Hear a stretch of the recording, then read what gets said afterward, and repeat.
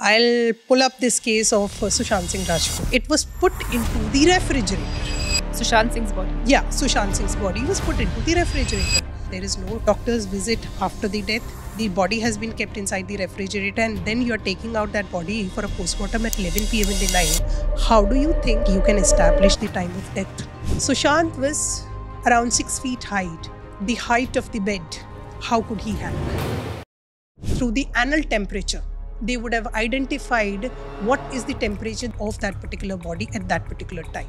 Because the time of death is identified by the body temperature and the undigested food which is there inside the body. 2 minutes it takes for a person to die in hanging case. And from different openings of the body, which we term as orifices, like nose, ears, anus and other openings, the blood starts oozing out. In Arushi's case also, the crime scene has been washed up, but there are so many factors. There have been even changing of samples also.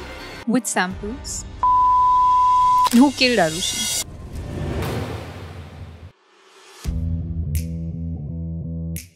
India's topmost forensic expert and consultant and the founder of Square Forensic Advisors has been widely recognized for her contribution to high-profile cases such as the Sushant Singh Rajput, Hathras case and the recent RJ Kar Kolkata rape case. I think one case that is very topical is the Kolkata rape case, Abhaya's case. You know of the forensic evidence, you've seen the autopsy report. 151 grams. When I read that, I was surprised. Have anyone seen an open body?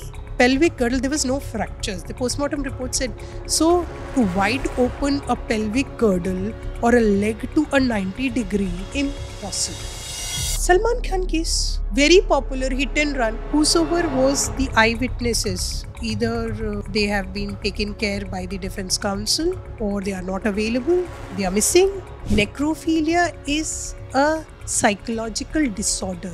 Who would like to have sex with a dead body? Some criminals put makeup. To the surprise, there are people who dig buried bodies and have sex. A prolific speaker at numerous national and international conferences, she has authored several books and research papers on forensic science. She is a trainer at the National Judicial Academy, Bhopal, specializing in areas of forensic fingerprint examination, crime scene investigation and reconstruction, criminal and corporate investigation, cyber and digital forensics, and more.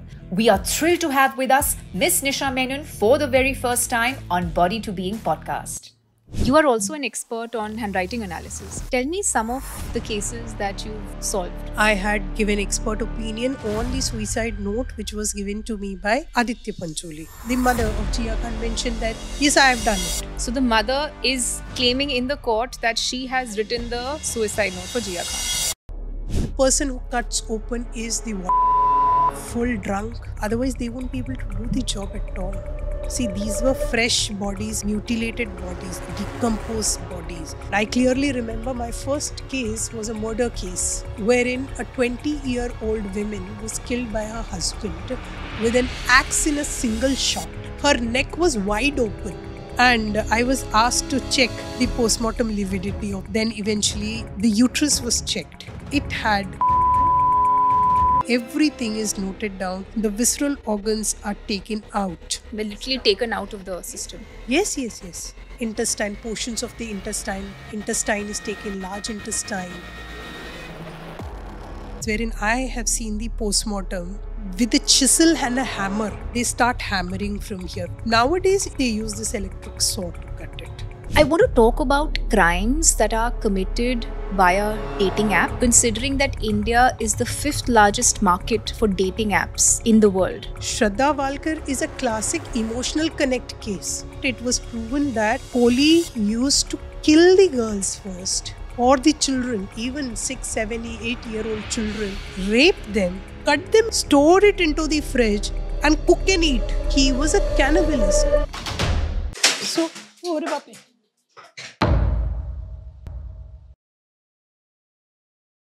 let's start with discussing some of the famous crimes and their forensic evidences. I'll pull up this case of Sushant Singh Rajput itself. Fine. There was a lot of hue and cry in terms of suicide, murder, various theories were coming up. There was media which was putting up so many details. 2-3 things which I would like to highlight from a forensic point of view, because these are the technical details or technicalities which eventually nail this entire story, give us an inference whether it's a suicide or a murder, and what exactly had been a situation. As soon as the body was discovered by the servants or by the house help while they were serving the juice or something, they discovered, the first thing what they did is they immediately pulled down the body. They saw that there was no life in the body. Sushant has already gone. Now, the first and foremost thing what generally people do is either they rush that particular body to the hospital or they should have called a doctor into place.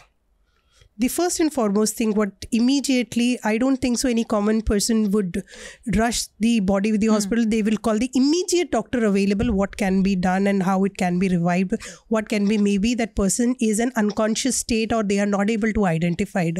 Now, two things would have been benefited out of that. One is whether the person is alive, can be revived or not. That is one aspect. That is the humanitarian thing what we would be looking at. And the second is the time of death. Achha. Now, the time of death is the first doctor through the orifices, that is through the anal temperature. They would have identified what is the temperature, the current temperature of that particular body at that particular time. Because the time of death is identified by the body temperature and the undigested food which is there inside the body. And the environmental condition, for example, it was an AC room. So, and body is relatively very, very warm inside. So as a person loses life, the body loses the temperature and the temperature cools down and it tries to match to the temperature which is there in the surrounding. So relatively a body which is kept in a room temperature would cool down slowly rather than a body which is kept inside an AC. Correct. So there was a lot of hue and cry in terms of time of death is not established. So that is one factor which could have taken out. And I also feel that even once it was informed to the agencies, investigative agencies, police officials, they could have called a doctor. It was not too late at that time also. It was hardly 1 or 2 hours late. It took approximately an hour and a half to open the door, and then immediately they took the body down. That is natural. You cannot keep a person hanging like that. If it had been somebody known to you, you will pull that body down. That is something very natural which they did. And I don't find any fault in that. But either they could have called the doctor or the law enforcement could have called the doctor. So at that time, at least a time of death could have been established. So that is the primary evidence, I would say, the time of death of a person which was missing. And why it was missing? It is because of these lacunas which was not followed by the officials. That is one of the reasons. The second thing is, now talking little more about the time of the death itself.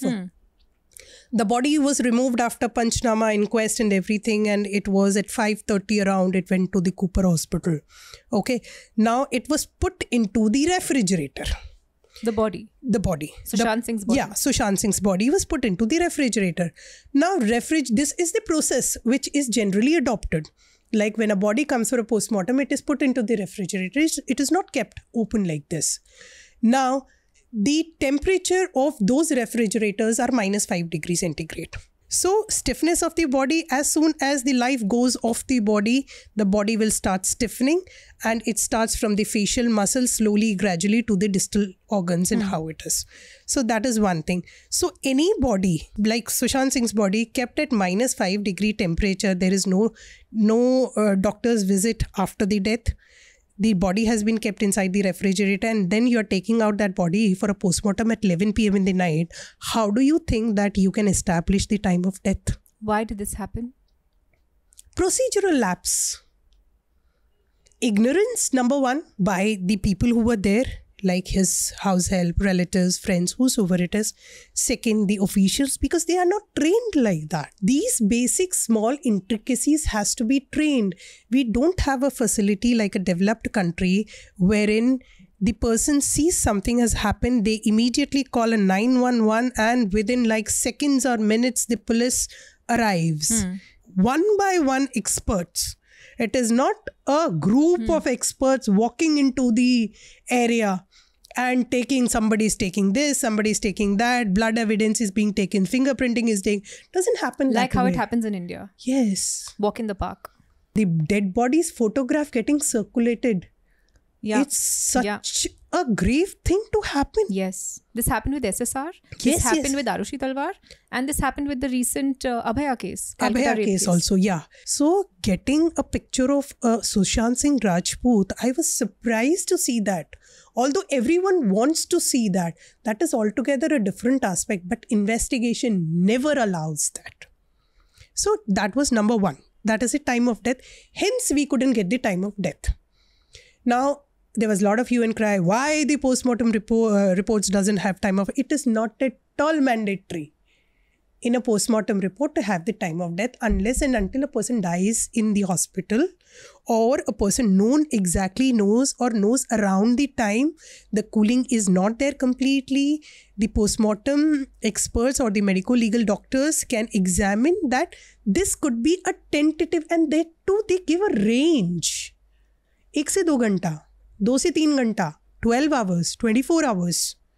Depending upon the decomposition, stiffening and loosening. Once it is stiff, the loosening also starts again. As soon as the stiffening is completed, 8 to 12 hours, again the body starts loosening and decomposition start. And decomposition start from the stomach area where there are bacterias. Inbuilt body bacteria. There the decomposition started and the blood and the entire body loosens up, and from different openings of the body, which we term as orifices, like nose, ears, anus and other openings, the blood starts oozing out. Oh. This happens after how long? This happens after like approximately 12 to 24 hours. And the body becomes bloated like anything. It starts cracking. Everything oozes out. Now, the second important thing which I found in SSR case is there was, again, the tongue did not protrude. It was a suicide and the tongue was not protruding. It should protrude. This was one of the theory. Now, here I would like to put that body is in the stage of stiffening after death. He was brought down immediately. Okay, maybe the body might have hardly started like 15 odd minutes or maximum half an hour he might have been brought. So the body was lying in a supine position. That is head up position. Okay, he was not hanging like this. Oh. And all these organs, facial muscles were relatively loose at that time. Stiffened hasn't. So even the tongue, if it all was protruding, could have gone down. Because the head was up like this. So that theory that if it had been a suicide, tongue should be protruding. See, this factor should be removed because there are so exceptional cases. For example, what I've stated right now. And the third, which is really very intriguing, is Sushant was 6 feet, around 6 feet height, the height of the bed. How could he hang? Yeah. Now, nobody have heard about, and I'm sure that none of the individual might have heard about partial hanging. What is partial hanging? People kneel down and hang. People lie down and hang. And it is equally fatal. There have been cases wherein the entire body, they have tied a string from the top, they have tied a noose around the neck, and they immediately, with a fraction of a second, just lied down and they died. The entire body was lying down, सिर्फ गर्दन ऊपर है. तो ये 2-3 चीजें which was floating around, and I made it a point that ये चीजें clarify होनी चाहिए. People should know and should not believe on stories which is coming up in media and all those stuff. So this was one time. Just coming back, just to make this statement, Sushant Singh Rajput, you're saying, may have died of partial hanging or died of partial hanging? May have died of partial hanging, and even the postmortem report of a partial hanging and hanging, there won't be any difference. It is death due to asphyxia. Okay. Now, what is asphyxia? That is tightening and lack of oxygen supply. Okay. smothering, what we heard in this RG Kar Kolkata rape case, smothering and strangulation. These were two things which was there. Smothering is completely covering the mouth and the restriction of the airflow. And second is this strangulation, might be using something, or the grip was so strong enough to strangulate with the help of a hand. A second case which I would like to highlight is Shraddha Walkar murder case. Now, when we talk about forensics here, now this is completely Sushant Singh, something happened immediately. The police came into force, forensic evidences could get something, post-mortem reports and everything. Here we have nothing. No body, no crime scene, no evidence, everything cleaned, nothing. Just to give a little background of the Shraddha Walkar for the viewers, could you please give us a little backstory? Shraddha Walkar was, I think so, somewhere around in her early 20s, and she have been a resident of Bombay itself, from specifically Palghar area, and she got befriended with one of a person named Aftab Poonawala. So along with Aftab, she had gone to a different place wherein they were staying in a live-in relationship for quite some time.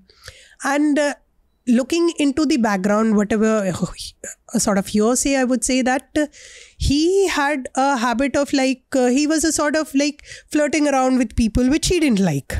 And she was damn serious about him planning to get married and all this stuff. And in a fit of rage or in a heat of the argument, which was something which was ongoing, I won't say that as it was an impulsive reaction. It was definitely not an impulsive.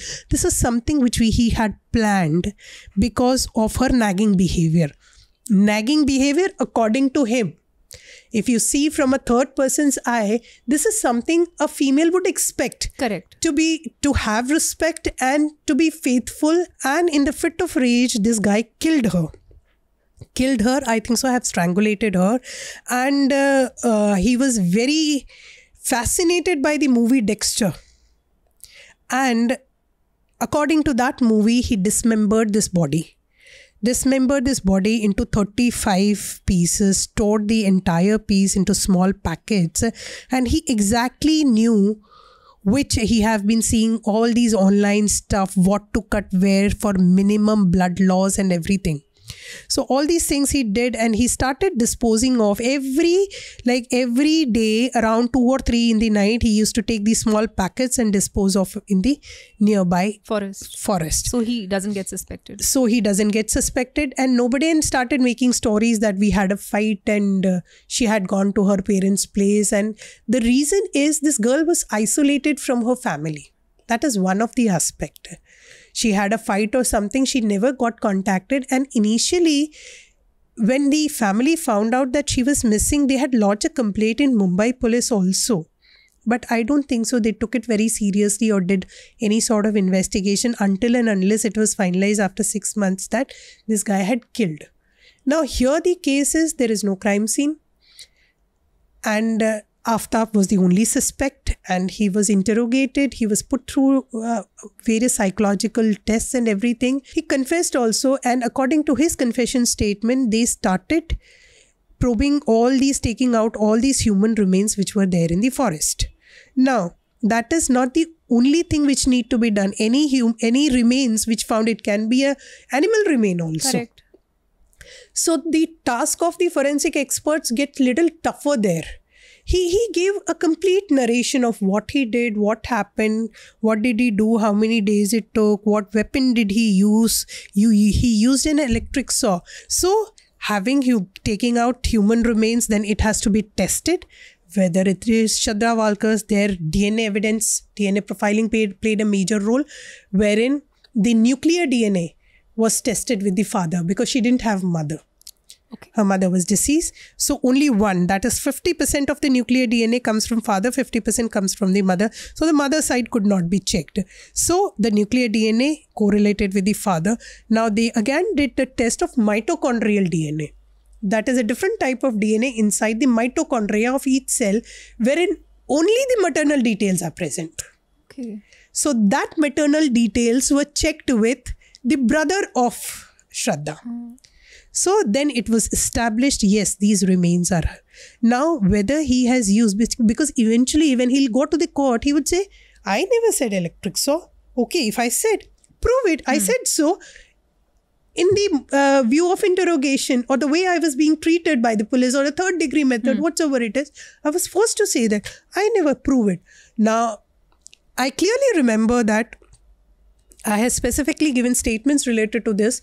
Like when we cut a bone with an electric saw has that fine lines, fine. It leaves an impression on the edges of the bone. It is a very neat cut, not neat cut as a surgical knife. A surgical knife would be a very smooth cut, like what we had found in Arushi's case. But if it's an electric saw, all these small lines would be there. Correct. And there would be embossing on the edges of these bones. This could have been correlated, established, studied by the forensic evidence, prepared a detailed report and produced as an evidence in the court of law. I don't know whether it has been done. This was part of a suggestion which I had given. And thirdly is the crime scene was completely cleaned. 6 months later, you're talking in that room. He cleaned it with couple of bleaching agents also. He used all sort of techniques, 100% cleaning. In the cracks, crevices, there has to be traces, tissues of Shraddha, which might have been into a degraded condition. I am not very sure about the advanced techniques available here in India, but even if it's a blood which gets dried, that's the best sample which can even be tested. So we can establish that, because first of all, identifying and recovering a body is very essential to prove a case. Second, what sort of weapon? Identification and pulling out the weapon is equally important. Third is the place or the area which the crime has taken place. So if all these things correlated, then only it would be a subtle, I would say, a watertight case which can be proven in the end of the day. So these are a couple of cases where I think so forensics really did well. And Nirbhaya's case is, it's known to everybody. Yeah. It was, I think so, it was one of the best case where the best of the utility of forensic evidence. You say fingerprint impressions, it was there. You say DNA profiling, it was there. You say odontology. Odontology is study of bite marks. That was also... That is again a biometric identification. She was brutally bitten by all these people. So this denture marks which was there on her body was also proved. All biological samples, I think so it was a wholesome case wherein all the forensics were properly put into place, very beautifully concluded, brought to the court of the law, which led to the execution of all the people except that juvenile. So I would rather say these are few cases which I would like to highlight, and wherein I've given you cases where there was lacuna in forensic evidences. There are cases, Arushi case. Yeah. Arushi case. Arushi case is... And who killed Arushi? Now that's a question I think so should not be answered, or should be answered. Even if I'm answering that, then that would be my perspective. Yes. In 2008, when we were talking about all these reels, social media was not that famous, but the inquisitiveness of the people were there. And we don't train our official how to cordon off an area. I don't remember seeing any area cordon off with a with a yellow tape. Correct. Do not cross crime scene. I haven't seen. Even if you see that RG cars, yes, they have put across a curtain. Yes. Yes. Okay, putting a curtain is understandable. You want to cover that. It was a very sensitive area and don't want people to view it. It might have a psychological effect on certain level of viewers also. I can understand. But at least you can have completely cordon off that area, which never happens in India. Why doesn't it happen in India? They are not taught like that. Crime scenes are always botched up. At least in most of the prominent cases that we know. They are not taught like that. What do you think? See, the first level of people entering any crime scene, being it a robbery, theft, murder, rape, anything which happens inside, outside, who comes? The beat marshals come. Who are beat marshals? Constables, the lowest rank personnels. if you see their recruitment background, they're hardly 12th pass. They have undergone good physical test, because physical test is something which people can train and get. Small written tests. And then they have their police training of running, jumping, following, all these things. Where is the psychometric assessment? That is something very, very important. See, a person merely joining forces for their bread and butter and a person really having an IQ of solving and serving the society is completely different. At least they have started using rumal. ठीक है, डालेंगे exhibit के ऊपर and then they will pick. Oh. You're planting evidence. आपका DNA आ गया उसमें. This is what you might have seen. Yes, this is what. I think. हाँ, जेब से रुमाल निकालेंगे, डालेंगे उसके ऊपर. Oh, we are not touching. अरे, what you are not touching? You have contaminated it. You have planted your DNA there. आपने कितना पसीना पोंछा होगा उससे.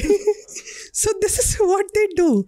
And in Arushi's case also, no cordon off. जिसको मर्जी में आया, they were just walking off inside the room, going here. Till date, I feel if it is a properly staged, investigated thing, as of now, even whatever have been done at that time, if it is systematically put across, we can come to a conclusion. I feel that way. This is my personal opinion. Maybe I am not of an opinion that the parents could have killed it. This is my personal opinion. I don't know how do you put it or quote it, but there's something else. I understand the crime scene has been washed up, but there are so many factors. There have been even changing of samples also. Which samples? Changing of blood samples, changing of these pillow cover samples.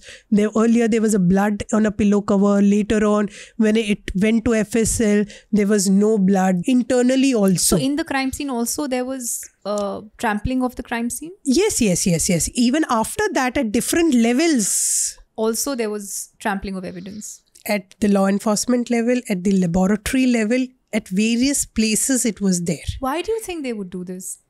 See, there might be multiple reasons. One of the reasons which I could get from whatever was there in the public domain is Hemraj belonged to a minority community of Nepali. And they had a very strong association and they have started like putting up protests and all those stuff. So the local police at that time came into pressure, a lot of pressure. Maybe some high profile people, they don't want to turn it into a riot or something. I don't know what exactly, but this was because there was a community thing which started happening. That because I think so, the other side was the servants' friends. Servants' friends versus Arushi's parents. These were the two groups where these were suspects. So when it was coming to those friends, all were Nepalis. And there was something which was happening in the background in terms of trying to save them. So in this entire double murder case, Noida double murder case, the criticism often was that Arushi's case has been brought to limelight, but Hemraj's case has been neglected. Who do you think would have killed Hemraj? This is absolutely a fact, because when we talk about double murder comes secondary. It is Arushi Talwar's murder case. Correct. Hemraj's murder, that is one of the point, as I mentioned, that the community, the minority community of Nepalis who have been serving as house help in different areas of that particular. So that was one thing. So here when we talk about Hemraj's murder, this is where the theory which I personally feel of the involvement of his friends, where he wanted to have some attack or some thing with Arushi which Hemraj obstructed or defended, that was the reason he could have been killed. So if you think from an investigative point of view, I think this is an apt theory. This fits into place. If it had been parents, why would they kill their daughter, take this servant to the rooftop and then kill him there, keep the body there? Killed him there itself. To show that there was some tussle or some defense which was happening, and in that fit of a rage it happened. Why would they do that? So much of exercise. And there was so much of sound engineering type of forensic which was also involved here, wherein the sound of the air conditioner was so much that even if she cried, yelled, it was not audible inside the room.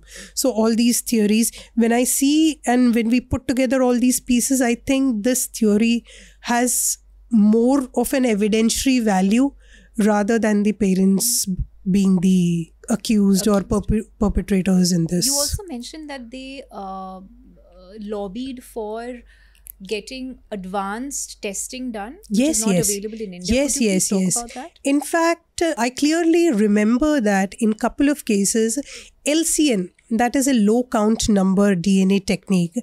This is a very highly advanced technique wherein the sample are not restricted to the blood sample or the samples what we collect like a bone, tissue, teeth. You touch a particular place for a prolonged period of time, your sweat get transferred onto that place along with some live epithelial cells. Oh. Now, when we say live epithelial cells, it has nucleus has DNA, mitochondria has DNA, testing can be done.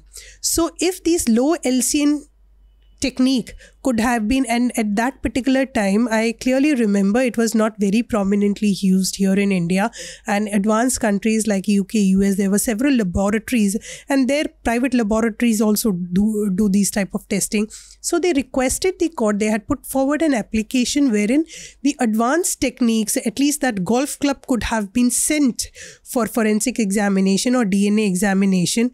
But I think so due to several policy reasons and several other factors, this was not allowed. So you can think the flip side also, if they were really the culprits, do you think they would go to this extent to prove that yes, they are innocent? So that is also one thing which adds on to my part of theory, which I would like to vouch for. Polygraph, lie detector. Everything happened. They cleared each and every test. Same, lie detector is a layman's terminology and polygraph is a technical terminology. They cleared everything. And there was not a single thing which could be, as you would say, as a conclusive proof to incriminate the parents. One, I would specifically like to highlight one case which still revolves in my mind. This is a case where a girl in, I think so, Gurgaon, she was coming back from her office from a call center. She was accompanied by few of her friends and she was abducted by a red Tata Indica car or something, or a van or something. And she was pulled into the car. She was brutally raped by these three people. She was taken to a secluded space where she was killed with the help of the jack and spanner of the car. She was hit so hard several times. Now the body was discovered after 2 days in a decomposed state, definitely. This girl who was a victim, she lodged a complaint and a search thing was done, and even the investigating agency found this Tata Indica red car roaming here and there, and they didn't have a valid reason for that. So the car was seized, and slowly, gradually, like everything was put into proper place in terms of semen inside the car, DNA test on the steering wheels, vaginal swab of this girl, clothing of this girl, their blood on this girl's cloth and body parts, the tear, the injuries, everything. And again, exactly like Nirbhaya, extensive use of forensic evidence was there. This case went till the apex court, that is the Supreme Court.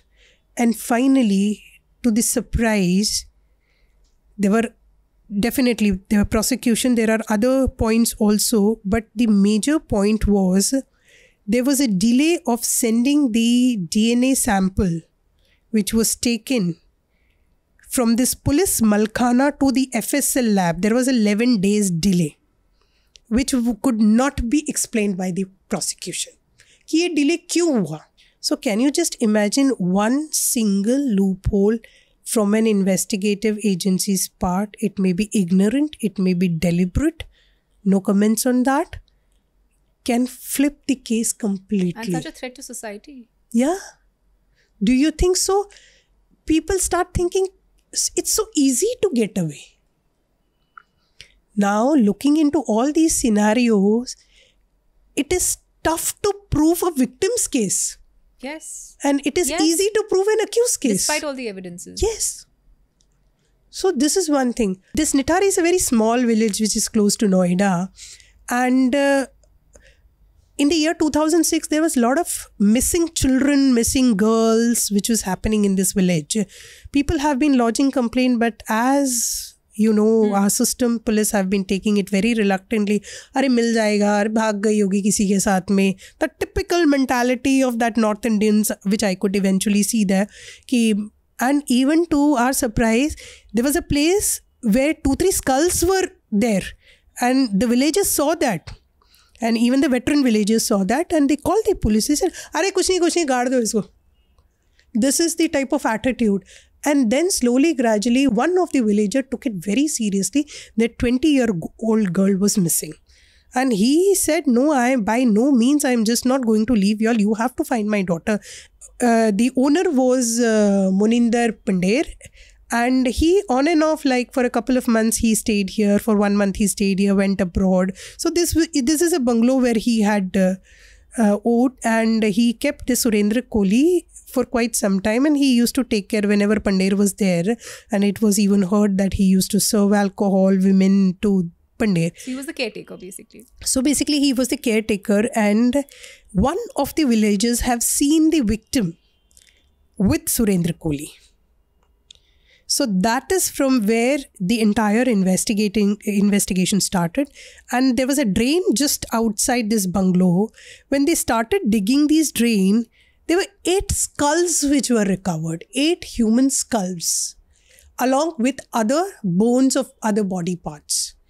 Slippers, salwar kameez, clothes, and all these things started coming across. And they immediately arrested Pandher and Kohli, both. They started their level of interrogation. And I think so, talking about this, in 23, it has been 17 years. Yes. They had taken all sort of confession statements and all, wherein he agreed to an extent that it was proven that Kohli used to kill the girls first, or the children, even 6, 7, 8-year-old children, rape them, cut them into pieces, store it into the fridge, and cook and eat. So he was a cannibalist. So he was a cannibalist. So this was proven, and this he had stated that. This was all in his confession statement. Now, in October 2023, the Allahabad High Court, there were 13 cases, out of which 12, Surendra Kohli was given death sentence. And 13th case was life imprisonment. There were 7 cases against Moninder Pandher. Okay, out of which 2 he was given death sentence and rest was life imprisonment. Now last year, to my surprise, Surendra Kohli has been acquitted in 12 cases.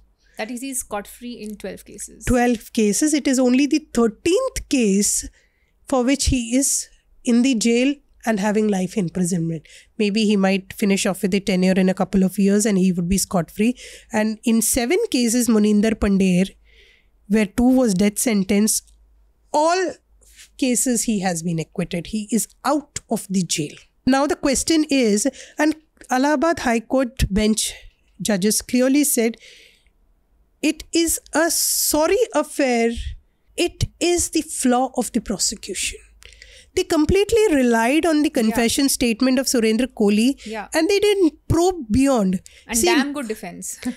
Of course. Can you just imagine such a well-known case? I won't say it as a high-profile case. I think so. People who were like well-to-do and not well-to-do, who were slightly grown up in 2006 and 7, I'm 100% sure that they have heard about this Nithari killing for sure. I would have understood that if their if their death sentence has been converted into life imprisonment. That's perfectly fine. Okay, acquittal? So then, who killed these girls? And after confession. After confession. Now, here, confession, same I told you. You confess before a law enforcement agency, go to the court, you'll flip. Now, when we talk about Nithari killings, now the big question mark is, it is also one amongst the top unsolved cases, right? Then who killed those girls? It's a great question. Now, the reason here is when they start investigation, when the entire investigation process starts, it is like leading to one or the other suspects, crimes, activities, but they fail to understand that they have to make a mark of that. They have to jot down, make a report, make it as a conclusive evidence and store it for Future. the court purpose. Okay. If Surendra Kohli had confessed something, good, your task has been relatively easier. Take alibis, take statements, record statements in such a way that nobody turns hostile in the court of law. That is something which is very prominent. Okay. People who say that I have seen, I have witnessed so and say, either they are like threatened for their life or they are bribed. Okay. Court में जाके अपना statement. Can you give us some more examples of cases where people have been bribed and changed their verdict? Salman Khan case. Yeah. Very popular hit and run. Who doesn't know about this case? Fine. So, earlier it was Salman who was driving the car. Second, it was the driver. And whosoever was the eyewitnesses, either they have been taken care by the defense counsel or they are not available, they are missing. And even there are people who have turned up into the court and turned hostile, have given altogether different statement. This is something what I have read in the public domain, that this is what had happened. And eventually, it is when a witness turns hostile in a case, hostile witness, काट दो इसको, हटा दो. That's it. इतना ही होता है. But in countries outside, it is, if you turn hostile, it's a contempt. Okay. You can be tried for that. You can be punished for that. So, ऐसे punish करने लग गए तो our jail would be filled of people. So, this is something very common. So, had they taken the confession statement, exhibits were preserved properly, exhibited, analyzed, reports, everything in Surendra Kohli's case, I was just going through, it was somewhere odd, hundreds of witnesses. Not even a single evidence was there, forensic evidence, which was not done in this case also. But eventually what happened? Lack of evidence. So lack of evidence is proper. There is a system known as chain of custody. So for example, this is form. It has been seized. It has been labeled, packed properly as per the rules and regulation. All the notings are there on the form and handed over to the laboratory. Or first who seizes it to the next level, then there's this. So if a single break in chain of custody, that exhibit goes off. Okay. It has no value. So break in chain of custody, lack of evidence, lack of conclusive proof.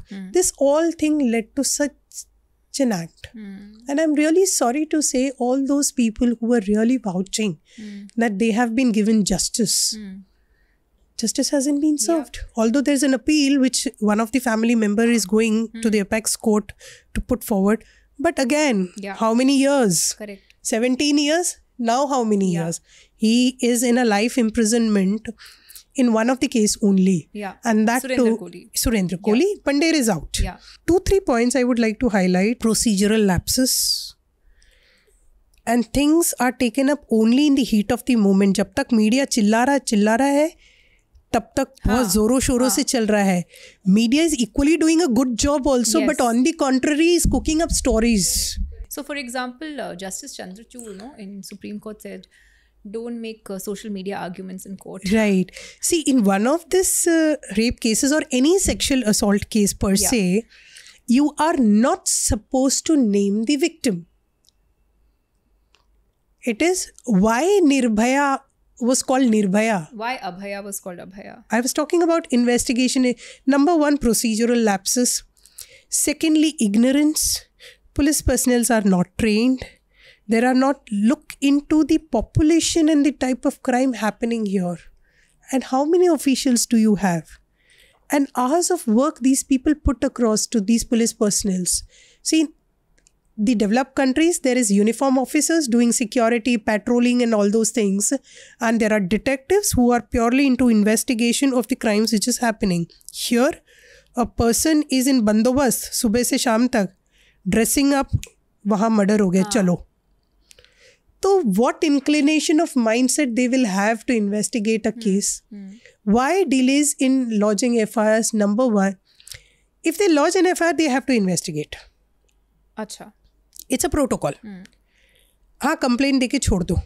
So if it's till the complaint level, it is the prerogative of the police or the law enforcement whether to probe this thing or not. If they find substance in that, they will lodge an FIR. But once an FIR is lodged, they have to investigate the case. They have to give a charge sheet to the court. Was that the reason why in Abhaya's Kolkata rape case, the postmortem and the cremation were done earlier and the FIR was done at 11:30 at night? That was one of the major flaw, and to my surprise, till date, I haven't heard such a scenario. Okay. It is always the FIR is lodged first because the postmortem is directed by the law enforcement official. There has to be an investigating officer who directs the doctors to conduct the postmortem. So now talking about the FIR, they were not confirmed whether it's an alleged rape or not. But they have seen a person has died. Murder has been committed. So at least that FIR could have been lodged immediately. I think one case that is very topical is the Kolkata rape case, Abhaya's case. You know of the forensic evidence. Yes. You've seen the autopsy report. What is your understanding, and if I may even say conclusion up until now, of the Kolkata rape case? So what is happening here? See, the first and foremost thing, it is the media trial, first thing. Now what happens there in media, they have a very small little information. Now they have to break the story. For viewership, TRP, these are major reasons. Now what will they do? Very limited time to understand the topic, what exactly had happened, to talk to the subject matter experts. Now with that particular story, they start building up bigger stories. And they will pull some XYZ person here and there, ask them to talk whatever you know. And any one sentence of their significance they say, they immediately make it a breaking story. And because it is sensational, that becomes the mainstream. Sensational, then this is what the people are listening. And then they don't know forensic, they don't know investigation, they don't know evidence, the intricacies of all these systems. They start believing it. Then they have their group discussion. Then social media reels, all these things started floating. And always, if you notice, there is a lot of political gimmicks in these type of things. It is, rather than giving justice to that particular victim, there are people who are having their own self motives to take agendas. And they are taking care of that. They are least bothered what is happening in the investigation. Fine. So that is one thing. So in this case, like 151 grams, when I read that, I was surprised as an expert. Who measures it? And how can it be measured? Have anyone seen an open body? All organs float around in the liquid. There's a lot of blood inside. It is not the heart exactly. Yes, it looks like that, but it is so like, I would say, viscous and so fluid type of materials inside. How can you even measure something there? And when we are talking about the internal genitalia, it is just not only the external, I would say, fluid. It is the internal fluid of the victim's body also. There is mucus, there is viscous fluids, there is white discharge. All these things are there inside our body, which is required for the working. So 150, I was surprised what new technology forensic have really come up that we can start measuring. So this is one pelvic girdle. There was no fractures. The postmortem report said, so to wide open a pelvic girdle or a leg to a 90 degree and having no fractures, impossible. And finally, Sanjay Roy saying that I've been framed. This is what everyone says. And slowly, gradually, there are people who definitely have been. He was a person who was a civic volunteer with police. So don't you think so? There would be people in his favor also who would like him to be saved, who would be giving brains to him through different mediums. And he has been working with the police. He knows that a confession statement given before a police will have no value in the court of law. So major protocols and methodologies he might have been acquainted. He used to occupy the barrack of the police personnel. Yes. He was sleeping there. Even his bike. Yeah, bike. Bike was also there. That was also registered with Kolkata police only. So don't you think anything which happens, he would be a part of that discussion normally? Yes. So he is well aware about the process, procedure, protocols, how police operate, what happens when, and what are the repercussions if I say that I am being framed. If he confesses, he has to confess before the magistrate, which would be duly signed and taken as a final statement. If he says I have been framed, then the investigative agency has to really do a good job to give Abhaya justice. Involvement of number of people, that I would purely vouch only on the DNA profiling thing. Okay. Only DNA profile can tell us how many DNA profiling samples were there in the fluid which was collected inside the body, the visceral sample, inside the internal genitalia, the swabs which have been taken, even the blood sample. And it is just not restricted to that particular body. Even the samples which have been collected from the crime scene, to what extent and what best samples have they collected, it is completely upon the investigative agency.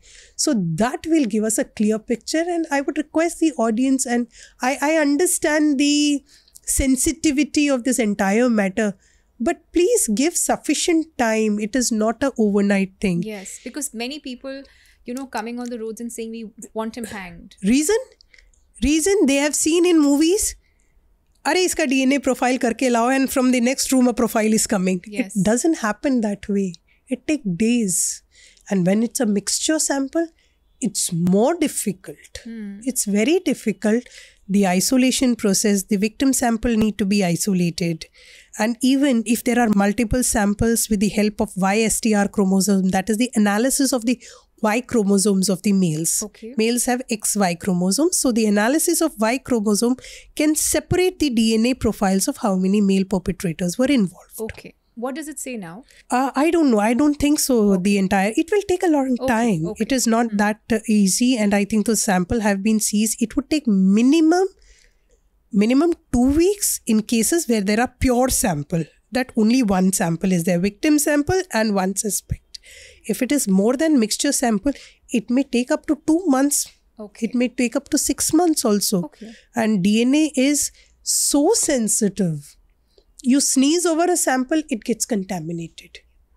If there is a strong wind, it gets contaminated. It's that sensitive. So handling of the exhibit also has to be very precise. It is just not that you test a sample, have a report into place, eventually say, yes, we have caught hold. Now, then you have to get evidences against those people who have been suspected. Now here, there is one person, Sanjay Roy. If assuming there are more number of people, a DNA profile is generated and we assume there are 2 more different profiles other than Sanjay Roy, how are you going to locate? We don't have a DNA database bank. DNA database bank is just restricted to criminals who have been tried and arrested in certain cases. Only we don't have that system at all. In India. In India. Why is that the case? Bangladesh has it. Can you believe? A country like Bangladesh has a DNA database bank. Policies, privacy issues. The entire bill, I think so, the bill was put up in somewhere around 2017, I think so. And there was a lot of discussion. What happens if it comes out, the safety, security, privacy, its profile of a person and all those stuff. In 23, there were amendments which was required for this particular bill, and the entire bill was removed. I want to talk about another interesting topic, which is on post-mortem or autopsy. How is the post-mortem conducted? post-mortem is done for any death which is under ambiguous circumstances? Ambiguous circumstances, suspicious death, or like somebody died inside a home, natural death, but a person comes to know or anybody else come to know after a day's time. So what have been the cause of death? So basically a post-mortem is conducted to determine the cause of death, time of death, and all the circumstances what a medico-legal examiner or a medico-legal doctor can come across with. These doctors are pure MBBS doctors specialized in forensic medicines. So people don't know. As an expert, people ask me like, have you conducted postmortem? No, we don't conduct postmortems. But since it's a subject matter, what we study, we have a fair understanding, a good understanding out in size wound, type of wounds, depth, the organs, the part. In fact, a person with a biological background, which I am, would have more understanding with a person who's coming from a chemistry background. So person coming from a chemistry background will have knowledge about toxicology, poisons, narcotics, substance, petroleum products. So again, when we talk about forensic, it's not a science in itself. Yes. It's application of this particular science. So going back to postmortem is, first of all the external appearances are noted down. What is the stiffness of the body? That is the rigor mortis, the lever mortis, and postmortem lividity. Now, what is postmortem lividity? Rigor mortis is the stiffness. Is stiffness, yes. Postmortem lividity is like when a body is in a particular position, due to gravitational force, all the blood pools to the bottom. So, if a body is lying in a supine position, wherein heads up, you will see a lot of pooling incompletely in the back, wherein there would be white spots on the areas which is in contact with the ground, because blood cannot pool there. Fine. If the body is lying in a upside position, the pooling would be there on the face. So if a body is discovered after a certain period of time, we would come to know the original position. If somebody has flipped the body or played around with the body, tried to turn the body, if it's a side, then all these sides. So that is postmortem, that is known as pooling of blood or postmortem lividity. So we identify that. And I clearly remember my first case was a murder case, wherein a 20-year-old woman was killed by her husband with an axe in a single shot. Her neck was wide open and only small fiber was left here intact. And I was asked to check the postmortem lividity of that. First of all, the rigor mortis. Looking at the rigor mortis, I said it has been more than 12 hours. So, and the second question to me was, how do you think the body was? So, first of all, the rigor mortis, that it has been approximately more than 12 hours. That body is stiff and now the loosening of the body has been started. And the second is like the pooling of the blood. So, what position do you think? Cutting the body? No. It is all before. I am talking about the external appearance. Okay, external appearance. Okay. So, the body was flipped and I could see a postmortem lividity completely towards the back. So her body was in supine position. Then the body is cut open. Cut open with the scalpels, scalpels, and many different tools are used, because this rib cage, this sternum needs to be cut to take care of, to see and observe the lungs, the heart and all these things, and subsequently all these body parts are checked. Vital organs are taken out. First of all, it is observed inside the body, the position, the color, the smell. If there is liquid in the stomach is opened. If there is undigested food, in this particular case, there was undigested rice. So she had food, she was having food when this husband came from behind and cut her throat. And then eventually the uterus was checked. It had a baby of 4 weeks. So the fetus was checked. That was noted down. All the external, internal injuries, their position, everything is noted down. The visceral organs are taken out. When you say visceral organs, They are like heart, lungs, literally stomach. taken out of the Yes, system. yes. Intestine, portions of the intestine, 2 ends are tied. Intestine is taken, large intestine, depending upon, like a doctor comes to know what could have been the cause of death. So depending upon the requirement, it is not that every body part is taken. If it's an asphyxia, like strangulation or something, lungs for sure is taken out. So different body parts are taken, and then whatever is remained, it is dumped inside the body, and with the help of this... not sutures. Sutures is a very sophisticated language. It is like big, I would say, sui bolte hai na, bada sa suiya. They start sewing it. Earlier in those days wherein I have seen the postmortem, with a chisel and a hammer, they start hammering from here. First of all, they slit this entire skin of the skull and they peel it. Completely peel it, and then the skull is visible. With the help of chisel and hammer, they cut open this area. Observe the brain parts, damages, hemorrhages, everything. If at all required, if it is removed, if it is required, it is even parts are removed for testing also. Then it is again closed and sutured. And that is why if you find in older movies, if you can recall, there's always a cloth which is tied. Yes. It is actually tying of the skull after postmortem. This also happens now, right? I think I saw it in Sridevi's funeral. Is it? There's some white cloth. Maybe like she was dressed up. I didn't observe that. Okay. Nowadays, instead of chisel and hammer, they use this electric saw to cut it. Ooh, like...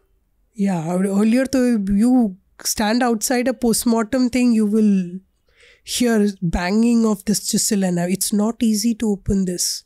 It takes a lot of time to open this brain. So whatever postmortems I have seen, in cases where they identified like this is a suicide case, they don't even open this. They know this is the cause of death. Okay. Murder, they didn't do it. But in a brain hemorrhage wherein a person was cutting something from a tree, had fell down, had a brain hemorrhage, died. Okay. So his brain was cut open. Okay, so in Sushant Singh Rajput's case, what parts do you think were investigated and cut open? I think so. Many of the parts were visceral samples have been stored. Only visceral samples were stored. Hair sample was not stored because there was a lot of information and news about usage of drug. Correct. Fine. Urine was not stored. It was definitely, urine could have been there in urinary bladder. It could have been stored. That was not stored. And even to come across and identify and put it as an evidence, like whether if at all he used drug, blood sample could have been an important evidence that they have done it. Urine could have, they haven't done it. They haven't taken hair samples. Hair are the best samples. Reason behind, even if a substance abuser stops using the substance and he's not, like it has been almost 90 days or 3 months, he has not been using it, still the hair will have drug samples. It will have drug traces, and we can check that yes, this person have been used to drug abuse. So that could have been established. But everything came later. So that is why the doctors, medicine experts also have to be very cautious. There is no harm in preserving few extra samples rather than having something that we don't have after the cremation of the body. ज़्यादा से कम कभी भी कर सकते हैं. That is what. कम से ज़्यादा कैसे करोगे? So this is what exactly happens in postmortem. After seeing postmortem, I had a strong feeling that nobody should die, have an unnatural death. I was just thinking that. There is no respect of the body. Really? Or it's like dumb. The person who cuts open is full drunk, completely in an aberrated state. Otherwise, they won't be able to do the job at all. See, these were fresh bodies which I've seen. They are mutilated bodies. They are decomposed bodies. And one more thing. While the postmortem, you are not allowed to close your nose or close your mouth. That's a disrespect to the body. You are not allowed to do that. My God. Nobody does that. You are not allowed. I exactly remember in one of the instances, there were these interns, these law interns who wanted to understand criminal lawyers. There was a couple of people, as they entered to see the postmortem, 50% went off as soon as they saw the dead body. And it was hardly one person inside the room when the body was cut open. Nobody could see it. And I didn't find it to be a respectful place where a human being after death should be. Does this also happen in foreign countries? Such kind of blatant opening up of the system? No. I don't it's done think much so. more respectfully overseas? Much more respectfully. The place is very clean. Our postmortem centers, shabby places. I have till now, whatever I have seen, shabby places, blood here and there, one body taken out, another put in. No cleaning, nothing happening. One body is lying in another room. So all these things I've seen. So it's a very neat and clean process out there. They respect the human being during their life and even after their life also. There I've seen. And very beautifully they dress it up, and there's a procedure which is done, carried forward. And there are professionals who do it. After the postmortem, the body is handed over to them to complete, and then they dress it up very nicely. Yes. There's a process of embalming also, Yes. which is done wherein all the body fluids are removed and then it's embalmed so that it looks nice during the cremation process and all, which I don't think so. It happens here in India in Sridevi's case. Yeah. Her body but that was is because embalmed. she was a high profile person, I'm sure, with so many others. That's never Normal the case, cases, right? it doesn't. Like Abhaya, Nirbhaya. I don't know if all of this was done with dignity. No. Definitely So, not. I mean, it's very unfortunate these girls. Maybe embalming is a process wherein the body is kept for a longer duration. Okay. See, her body was supposed to be brought from Dubai. It was supposed to be kept. How long you are going to keep it on a ice brick? Yeah. So it is not that easy. So hence the process of embalming. And I don't think so. Embalming is something very common here in India. Yeah. So I was just thinking it's very unfortunate that these girls, especially Abhaya, Nirbhaya, and so many other nameless women whose crimes have perhaps not even been reported, their last moments have not been in dignity. And even when they, Yeah. when The they've moment gone, when they died, there's no dignity. there was no dignity. The moment after their death also was not dignified. Yeah. So, and I could clearly remember that murder case where this lady's fetus and everything, after suturing of the body and all, her brother came. The body was covered with the white sheet, and there's a ritual of making her wear new clothes. This lady, and she had that brother, and he was like crying so much, and within that, inside that bedsheet itself, he was putting that ghagra into the body. It was so touching, and there I said that if at all we have done some good deeds, let's have a natural death into place, not get into these things at least. What are some of the other forensic techniques that are available outside of India and not implemented in India? MVAC. What is that? MVAC is a very beautiful DNA technology. The problem with DNA is the samples when we go to collect, that is the external crime scene areas, outside crime scene areas, or even crime scene areas where there are samples, but they are so minuscule that a profiling is really a difficult task. Now, MVAC is a wet vacuum technology. What is that? It throws the sterile solution to that area and sucks it back. Exactly what a vacuum does. Okay. A dry vacuum cleaner, this is a wet vacuum. It throws that sterile. For example, there is stone, which we believe that could have been used by the accused to kill the victim.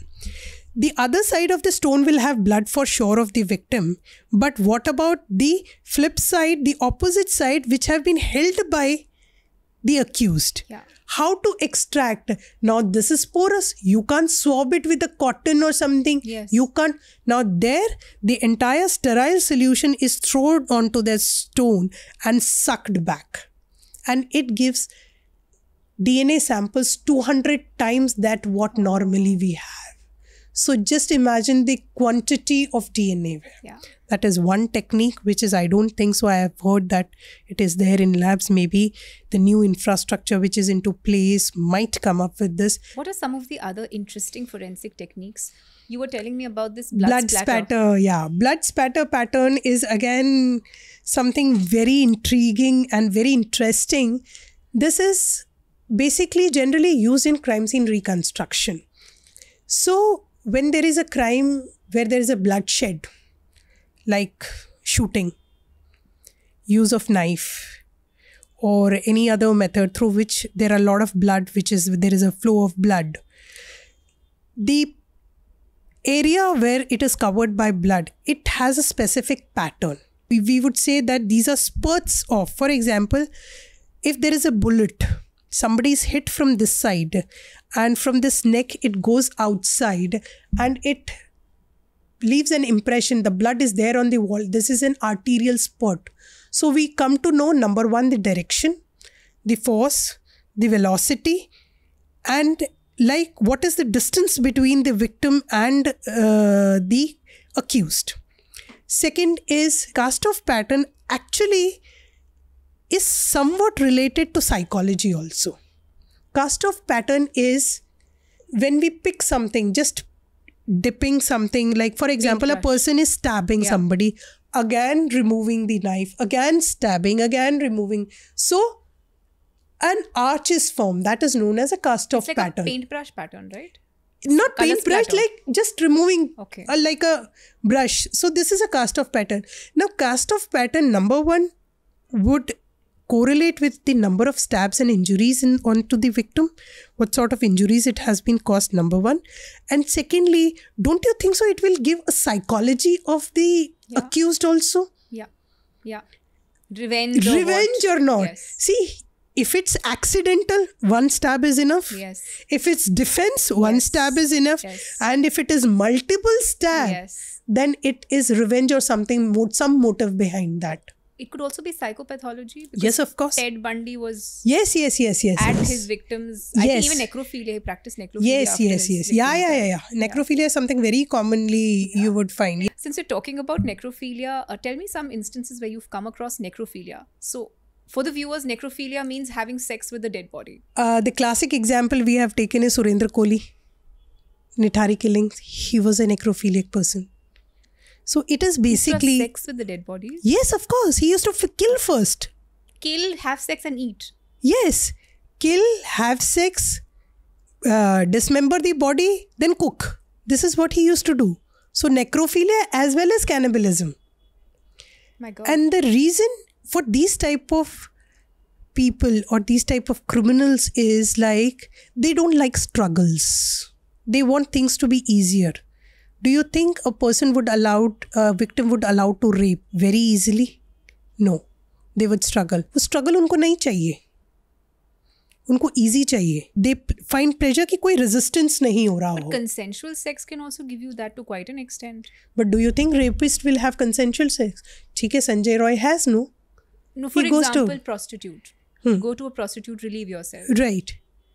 That is what Sanjay Roy has been doing. Fine. He goes to prostitutes, brothels, and even I think so I've heard that he has a girlfriend. Yes. In Okay, fact, he asked her to send some nude pictures. Right. just before the crime, Necrophilia is a psychological disorder, basically. It will not be found in a normal person. And there is lot of, I would say, research and background and their childhood traumas and history goes with these type of people. So this is not something very, very common. Who would like to have sex with a dead body? Some people even put makeup. Some criminals put Yes, makeup. yes. They have their own way of having tokens or admiration of the dead bodies. To the surprise, there are people who dig buried bodies and have sex. I've read that also. Is there something called a perfect crime scene? No. As an expert, if you would ask me, no.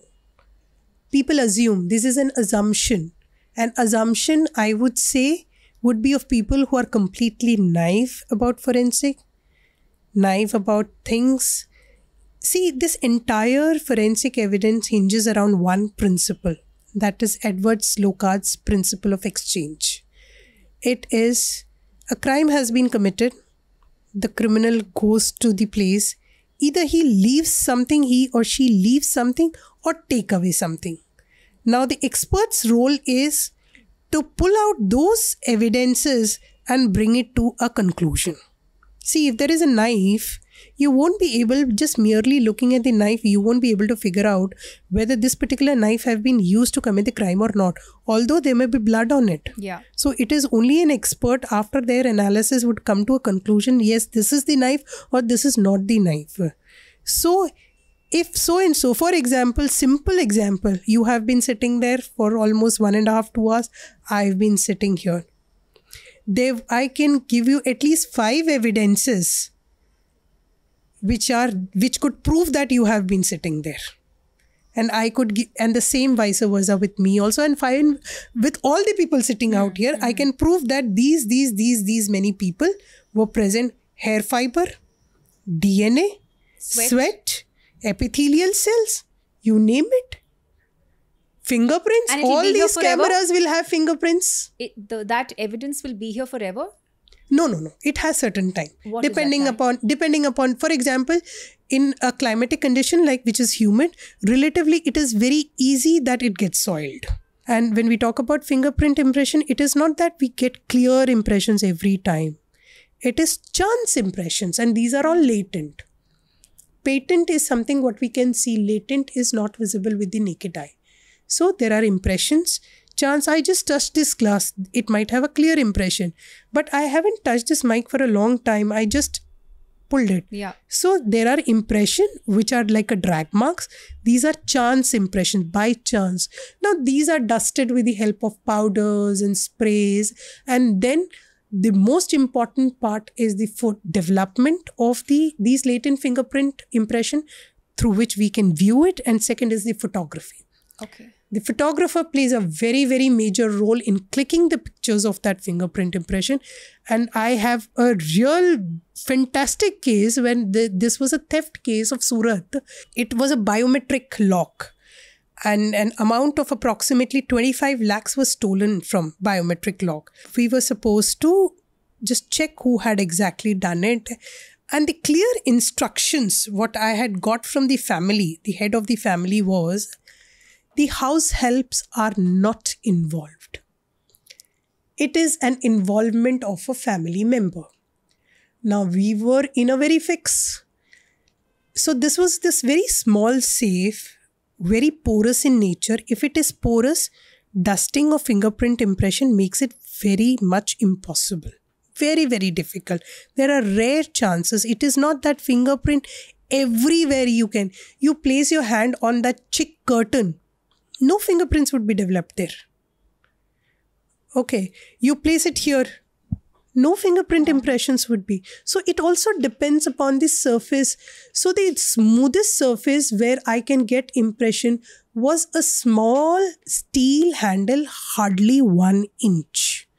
And it would be hardly 1 or 2 centimeter of width also. That was only area where I could dust and get fingerprint impression. Very, very faint impression. 1 impression, clear impression I could get. So difficult. It was very difficult. It took good time for me to develop, and my photographer did a fantastic job because it keeps on shining. It is not that we take all these lights there and go. We have our forensic lights. So it has to be placed in such a way, small area, and he clicked it beautifully. Now, in the meantime, when I was doing this, I had my team who were taking specimen impression of the family members. We were also instructed to take the specimen impressions of the house help also, so that there is no ambiguity or doubt or confusion. Now, as soon as my colleague started taking specimen impression, one of this eldest daughter, she said, "अरे मेरा tuition है, tuition का time हो गया है, जाना है, मुझे जाना है." तो this colleague of mine said that she has to leave, तो फिर उसको निकाल दिया. I said no, सबका बंद करो, उसका पहले लो, सबसे पहले उसका specimen low. So we said कि ठीक है आप जाओ, 5 मिनट लगेगा, स्पेसिमेन दे दो, चले जाओ. Specimen is taking fingerprint impressions on blank piece of paper, जिसमें हम पूरा रोल्ड लेते हैं left to right, and slap impressions, static impressions. लेने के बाद में now the task after that was very difficult, very faint impression but beautifully captured, matched with that girl. पहले उसने 5 लाख चुराए, अपने बॉयफ्रेंड को दिया, फिर उसने और 10 लाख चुराए. This time she had the guts to take 25 lakhs and give it to the boyfriend. Power of fingerprint evidence. You are also an expert on handwriting analysis. Tell me some of the cases that you've solved through handwriting analysis. Now, talking about Zia Khan suicide case, I had given expert opinion on the suicide note which was given to me by Aditya Pancholi, which was like well circulating in the media and all. And I had few handwriting sample which was already there. I had few additional samples which Aditya had given me. So I had an opportunity to have more handwriting samples of Jia. And I was of an opinion after my analysis that the suicide note was not signed by her. There were multiple agencies who had done their set of analysis and which was floating around, and eventually what I could read from the public domain, which is documents and hearsay, like somewhere down the line, mother of Jia Khan admitted that it has not been written by her. During the cross-examination and giving her statement, she mentioned that... She the mother. She is the mother of Jia Khan, mentioned that, yes, I have done it. So the mother is claiming in the court that she has written the suicide note for Jia Khan. So, in this case also, Suraj has been acquitted. And now appeals and all, I'm not so updated about this thing. Can you see the timeline? Yes. 2013 till I think so last year, 11 years of his life has been spoiled. Yes. His career is gone. See, nobody gives work to these type of people. कि कब इसको पकड़ के अंदर डाल दे, who knows? I want to talk about crimes that are committed via dating apps. Considering that India is the 5th largest market for dating apps in the world. Can you tell me something about this? See, when we talk about dating apps, the first and foremost thing which comes into my mind is we don't concentrate on the mental well-being. So, I feel that people who hook onto these apps or who make profiles, see, they have a specific agenda. Either they are emotionally disturbed, broken relationship, or their relationship is not working well. There is one set of people. There are people who are loners. Yes. And number 3rd is the majority of people with motives. So I would say the 3rd segment is people with motives are more. India being the 5th largest country having these online dating apps. So what is the market which is open for these scamsters? Yes. Shraddha Walkar is a classic emotional connect case. Now there is a case wherein I think so that girl's name was Priya and Dushyant was the guy's name. Dushyant was somewhere around 28 odd years and this girl was around in her mid of 20s and they met on Tinder app. Tinder app, they started their conversations and Dushyant posed to be an unmarried person, although he was married, number 1, and a filthy rich Delhi businessman. And this girl was in her normal original profile. Priya befriended Dushyant was clear motive of money and ransom. Okay. So they started their conversation. For 3 months it went on. And then they decided to meet up. And this guy was more than over enthusiastic about meeting up Priya after having this conversation. And this guy was an easy target because she has done all sort of manipulation. She said, we'll be meeting in private. Okay, I have my flat. So you come, we'll meet up. And he went there. She already had her accomplices, 2 accomplices. Immediately kidnapped this guy and asked for ransom When they start asking for ransom, they knew that this guy, number one, is married. Secondly, he is from a very low family. He was not even a businessman. Filthy rich, forget it. And their ransom money was, they had asked for some 10 odd lakh rupees. This guy literally called up his father and said that, please pay off this amount. Anyhow, I know that we don't have it, but this girl didn't allow him to speak to his father. And he said that, I don't have this much of money. She has taken all these debit cards, pins and everything. And by 4 o'clock of that particular day, he could manage that. The father could manage to deposit only 3 lakh rupees into his account. This girl and the accomplices withdrawn all the money. And first of all, they were very pissed off with the fact that this was a complete lie. Their entire plan flopped because they thought that he is a very good, filthy, rich businessman and can shell off good amount of money. That was the anger behind them. And secondly, if he goes out, all these people would be caught. They stabbed him to death. They dumped his body inside a suitcase, took that body to the outskirts of some village in Jaipur and dumped the body. But later on, investigation had led to, because there were clear evidences of withdrawals and transfers, conversation and everything, all these 3 people were arrested and sentenced. 80% of them asked for money.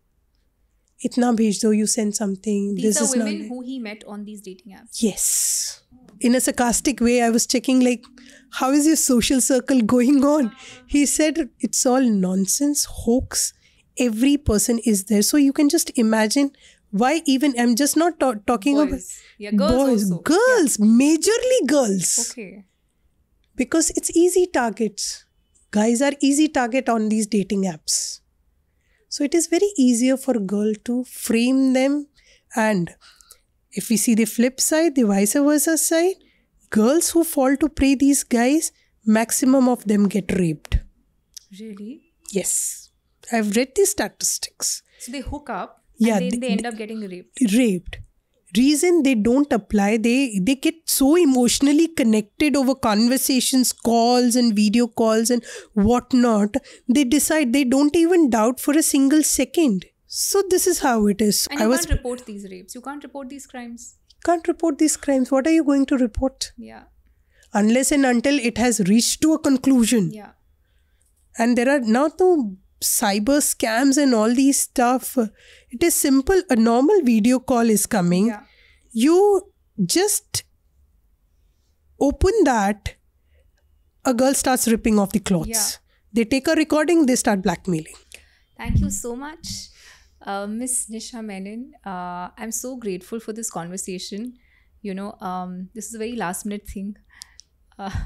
Given that I traveled from Gujarat, came from a Most welcome. cyclonic, whatever, what happened. Yes. So I'm so glad that we've gotten to do this, and I can only wish you all the very best. Thank you very and much. You've made, it's like you are traveling on the road, less traveled, and you've made a mark.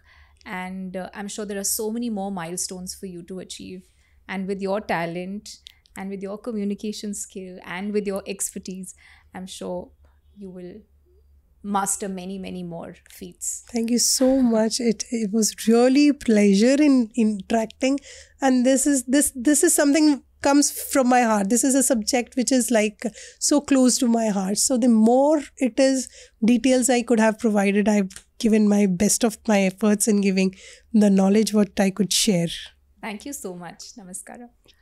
In case you'd like to be a part of our online and in-person yoga, diet and spiritual programs, you can join our WhatsApp group below, where we post all our upcoming programs and give free tips on health, diet and lifestyle.